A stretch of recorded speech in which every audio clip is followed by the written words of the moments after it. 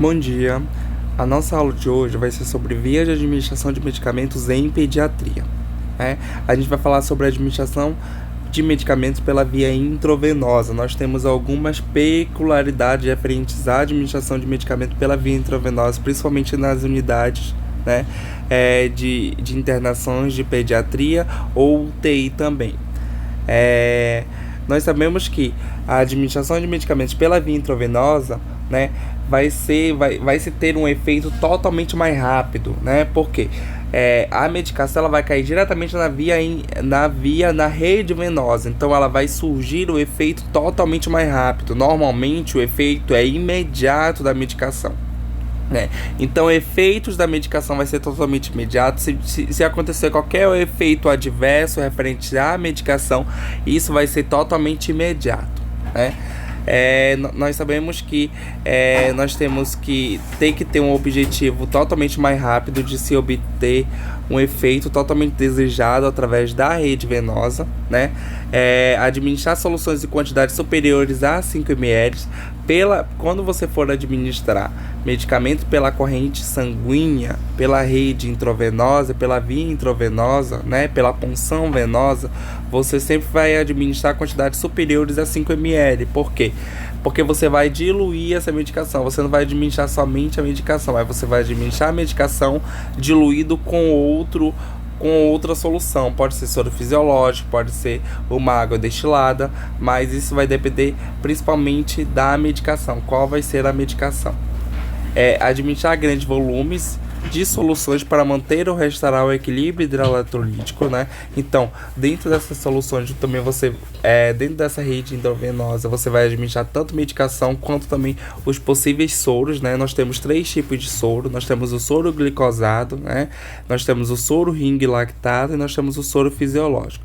O soro glicosado, ele tem uma grande quantidade de glicose, né? Então vai ser administrado para aqueles pacientes que eles precisam de glicose, para aqueles pacientes que eles têm uma necessidade de se repor glicose. Nós temos o ring lactato. O ring lactato ele é o mais utilizado principalmente dentro da rede hospitalar, porque ele tem uma grande quantidade de sódio, potássio, de cálcio, que chega próximo do sistema fisiológico do corpo humano. Então ele é muito administrado por causa disso, porque ele é muito controlado. Nós temos o soro fisiológico, onde ele tem uma grande quantidade de sódio.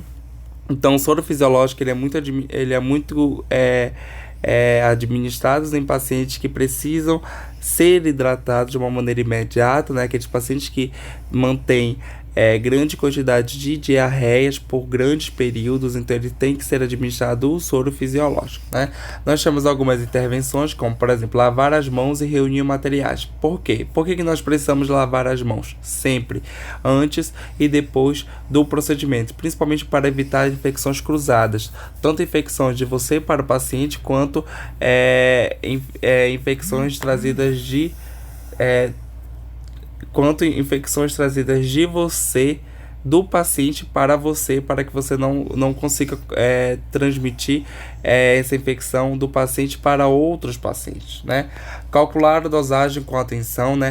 Nós sabemos que nós temos que calcular, principalmente verificar nessa questão mesmo da dose, saber e também interpretar também a prescrição médica, né, que é totalmente essencial para que a gente evite erros também e também saia daqueles fatores dos 3 excessos que a gente já falou, né? Verificar as condições da rede venosa e puncionar a criança, né? Principalmente quando vocês forem puncionar, tem que verificar a questão da rede venosa, verificar se vocês estão conseguindo ver a questão da rede venosa dessa criança, né? Então você vai ter que estar num local onde você tenha uma iluminação totalmente efetiva, né? Garrotear esse paciente de uma maneira eficaz e fazer a asepsia com álcool e gases e álcool e algodão, né? Então você vai ter que fazer essa asepsia dentro dessa região desse paciente. Injetar a solução lentamente, né? Então isso é totalmente importante, porque vocês vão ter que fazer a injeção, né, dessa rede de uma maneira lentamente, porque você vai evitar possíveis reações e sobrecargas circulatórias e sensações desagradáveis, né? Porque quando você está injetando dentro da rede venosa, esse paciente ele vai estar sentindo, então por isso que você tem que injetar lentamente para que essa veia ela consiga mesmo absorver totalmente essa medicação. Observar reações locais e sistemas durante o pós-administração. Então é totalmente importante quando você for administrar a medicação dentro desse paciente, observar se ele está sentindo alguma coisa, principalmente após, porque é rede venosa, né? Se vai acontecer alguma coisa conforme a medicação, vai acontecer naquele momento. Então, principalmente depois dos 30 minutos, você tem que ficar de uma forma intensa avaliando esse paciente para ver se vai acontecer alguma coisa, né? Evitar que ocorra edemas, hiperetemia, palidez ou dor no local, né? Na inserção da agulha, principalmente. Então, depois que você for administrar, sempre tem que fazer o quê? Tem que fazer a massagem nessa área para que não ocorra nenhum edema, não ocorra nenhuma área dolorosa nesse paciente, né? Essas reações podem ser indícios de demasiamento do catéter, resultando de extravasamento ou fluxo para tecidos circunvizinhos, né? Então, por isso que vocês devem fazer a massagem, né? Principalmente pressionar nessa área onde foi puncionada para que não ocorra extravasamento de vasos, para que essa área não se torne uma área edemasiada. Aí nós temos a administração pela via intramuscular dentro da pediatria, né, gente? Que consiste, né, na administração de uma solução medicamentosa no interior do músculo, né? O que vocês vão administrar? Administrar soluções aquosas, né? E soluções oleosas. Vocês vão administrar também medicamentos que poderiam ser alterados pelas enzimas digestivas, né? Então, por que existe a via intramuscular? Por quê? Porque vocês não podem administrar soluções oleosas dentro dos vasos, então por isso que é administrado pela via intramuscular, ou também medicamentos que eles não podem ser passados pelas enzimas digestivas, né? Por isso que vocês vão administrar pela via intramuscular, porque eles não poderiam ser administrados pela via oral. Administrar medicamentos em criança sem condições de deglutir, ou seja, essa criança ela não consegue deglutir, então por isso que vocês vão administrar pela via intramuscular. Mas claro que esse medicamento ele tem que ser apropriado para se administrar pela via intramuscular, né? Não é qualquer medicamento que você vai administrar pela via intramuscular. Vai estar descrito dentro da medicação se ela pode ou não ser administrada pela via intramuscular. O que vocês vão fazer? Lavar e reunir todo o material, principalmente para evitar a infecção cruzada, né?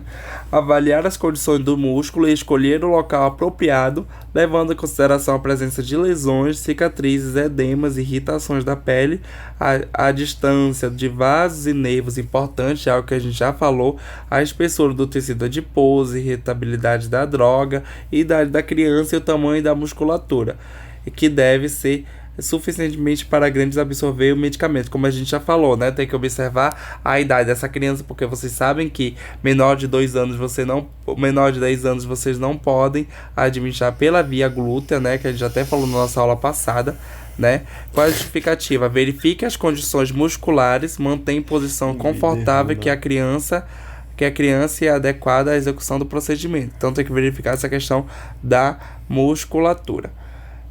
Posicionar a criança, expor apenas a área de aplicação e fazer antisepsia do local em sentido único com algodão a 70%. Então, quando vocês forem fazer a antisepsia do local, tem que sempre fazer com algodão e álcool 70, mas em movimento único.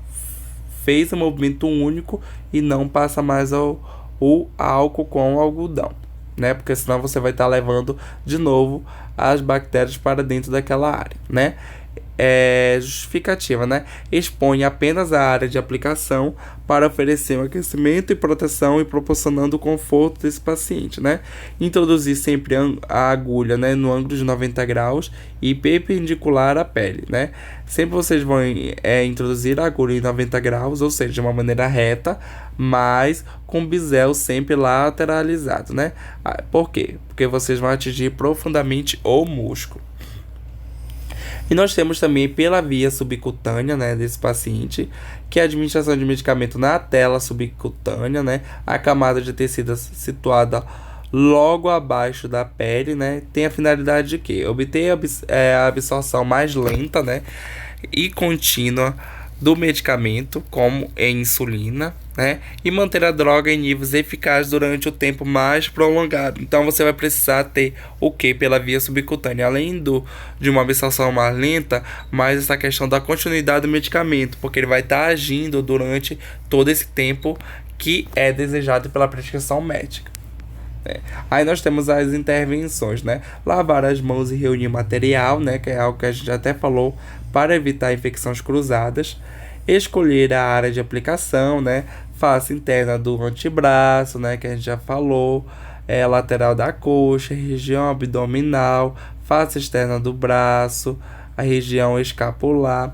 Porque vai evitar áreas de proeminências ósseas com sinais de irritação e inflamação, de onde exija tecido cicatricial, né?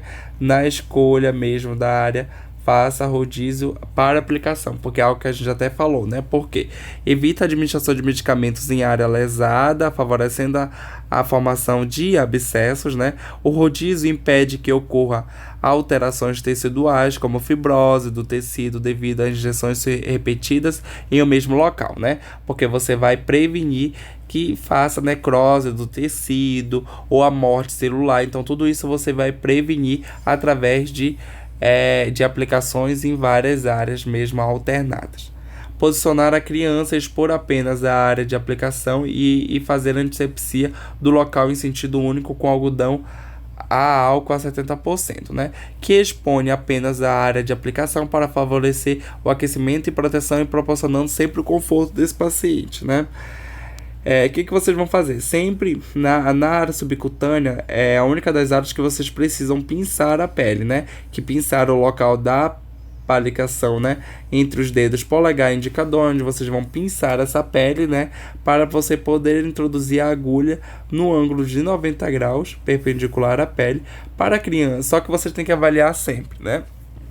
Tem crianças, gente, que elas são um pouco gordinhas, que ela tem um tecido mais gorduroso, né? Então aquelas crianças gordinhas, normalmente vocês não pinçam a pele, porque senão, se vocês pinçarem, vocês vão estar passando do tecido subcutâneo, né? Só que vocês têm que avaliar. Aquela criança desnutrida, né, que tem pouco músculo, é quando vocês devem pinçar a pele. Mas se for uma criança totalmente magrinha, né, caquética, desnutrida, aí vocês não vão precisar pinçar, tá? Por quê? Com isso você vai obter segurança, delimitando bem a área de aplicação e facilitando a penetração da agulha, diminuindo sempre a dor desse paciente, né? Então, de uma maneira que vocês vão administrar, né, essa medicação nesse paciente, se vocês fizerem toda a técnica correta, normalmente eles não sentirão dor. Nós temos a administração pela via intradérmica, né, que é a administração de pequenas quantidades de medicamentos na camada dérmica da pele, camada extensõada, né, entre a pele e o tecido subcutâneo. Então, é uma área ali totalmente mais superficial, né? Qual é a finalidade? É indicada para a realização de testes de diagnósticos, né, e administração de vacinas. Então, nessa pele intradérmica é mais em questão mesmo de diagnósticos, né? Diagnósticos tuberculíneos, né, que são aqueles testes de exames para tuberculose. Você vai administrar também dentro dessa via intradérmica, e também a administração de vacinas, como a famosa BCG, que é dada logo ao nascer, né? Que vocês vão fazer, né? Lavar as mãos e reunir todo o material que evita infecção cruzada, né? Sempre escolher a área de aplicação. O local deverá ter pouca pigmentação, ser pobre em pelos, ter pouca vascularização superficial e ser de fácil acesso para a leitura de resultado das reações ou alérgenos, né, introduzidos. Então, se tiver alguma questão alérgica referente ao medicamento, para você estar visualizando, né? A área mais utilizada é a face ventral do antebraço, então essa parte mais superficial do antebraço aqui que vocês vão estar observando, encontrando também indicações de utilização de área escapular das costas, que vocês podem estar administrando, né? Favorece a visualização de qualquer alteração que possa ocorrer com a administração de medicamento, né? Posicionar a criança, expor apenas a área de aplicação e fazer antisepsia do local em sentido único com algodão e álcool a 70%, né? Por quê? Porque você vai expor apenas a área de aplicação para favorecer o aquecimento, né, e proteção, proporcionando sempre o conforto melhor desse paciente, né? Qual é a agulha, né? Você vai introduzir a agulha 13 vezes 3,8, aproximadamente 3 ml em ângulo de 13 a 15%, né? Ou seja, você não vai introduzir a agulha de uma forma reta, 90 graus, você vai introduzir ela de 13 a 15 graus com a pele, né? Com o bisel sempre para cima, permitindo a sua visualização. Por quê? Porque você vai permitir atingir a camada dérmica da pele, não penetrando o tecido subcutâneo. A gente sabe que nessa via intradérmica é antes do tecido subcutâneo. A visualização do bisel garante estar na camada dérmica. Assegure-se de que nenhum vaso foi atingido, né? Por isso que você deve aspirar para ver se nenhum vaso foi atingido. Aí nós temos também pela via oral, né? Que é a introdução de medicamento no trato digestivo pela cavidade oral dessa criança tem uma finalidade do quê? Né? A administração de medicamentos à criança consciente, né, e em condição de deglução, porque essa criança ela consegue deglutir, né? Obter a absorção de medicamentos líquidos, comprimidos, cápsulas, após partilhas e pela mucosa gástrica. Poupar a criança, né, consciente de procedimentos totalmente agressivos, né, porque pelas outras vias umas vias totalmente agressivas, principalmente para criança. Então vocês devem sempre levar em primeira escolha a via oral, né? Lavar as mãos e reunir todo o material para evitar sempre infecções cruzadas. Então todo procedimento que vocês fizerem, vocês vão ter que sempre lavar as mãos, né? Posicionar a criança, sentar a criança a fim de ela receba o medicamento e consiga deglutir sem se engasgar, né? Comprimidos podem ser amassados ou diluídos com pouca água, né? Alguns comprimidos podem ser amassados e diluídos com pouca água e podem ser oferecidos em copinhos dentro da criança.